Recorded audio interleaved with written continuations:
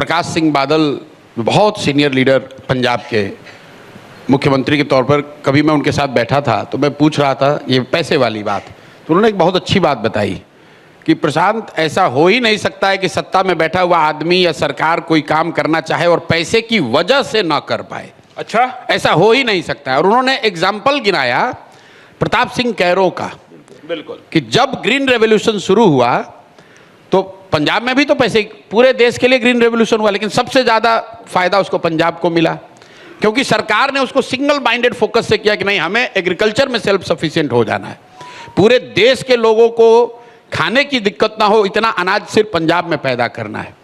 तो जब भी जिस किसी सरकार ने, आप top 10 chief ministers of India उठा के देख लीजिए, रामचंद्र गुहा ने किताब लिखी है, और उन 10 चीफ मिनिस्टर की आप हिस्ट्री उठा के देख लीजिए, उन्होंने सिंगल माइंडेड अगर किसी एक चीज़ को पकड़ लिया, वो चाहे कामराज हो, नंबूदरीपाद हो, महाराष्ट्र में चौहान हो, प्रताप सिंह कैरो हो, इन लोगों ने अपने राज्य में एक जो मुद्दा पकड़ लिया उसको हर हालत में उन्होंने करके दिखाया है। तो बिल्कुल बिहार में मेरा अपना मानना है कि बिहार को अगर अपना गौरवशाली इतिहास वापस हासिल करना है तो हम लोग मैन्युफैक्चरिंग के हब नहीं हो सकते हैं, बिहार सीमेंट की फैक्ट्री नहीं हो सकता है देश के लिए। हम लोग को अपना चुनना है कि देश में हमारी सबसे बड़ी स्ट्रेटेजिक हमारा एडवांटेज क्या है। हम लोग ज्ञान की भूमि थे और पुनः इस धरती को ज्ञान का भूमि ही बनना है। अब लोगों को समझ में नहीं आता कि भाई ये कैसे होगा।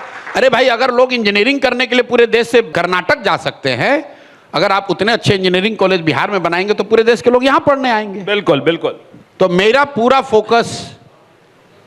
फोकस सिर्फ और सिर्फ शिक्षा और उसके इर्द गिर्द है।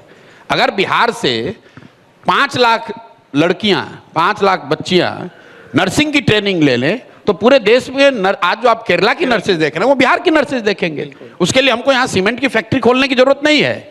मैं हर प्रखंड में इफेक्टिव फंक्शनिंग नर्सिंग कॉलेज चाहता हूँ, मैं फार्मेसी चाहता हूँ, मैं पॉलिटेक्निक चाहता हूँ, मैं यहाँ पर यूनिवर्सिटीज़ बड़े चाहता हूँ, मैं यहाँ प्राइमरी स्कूलिंग की देश की सबसे अच्छी व्यवस्था चाहता हूँ। ज्ञान आधारित अर्थव्यवस्था की आप बात बिल्कुल, ज्ञान आधारित सर्विस सेक्टर से ही देश पूरे दुनिया में जो सबसे संभ्रांत सोसाइटीज़ हैं, they have invested in education and they have invested in service sector.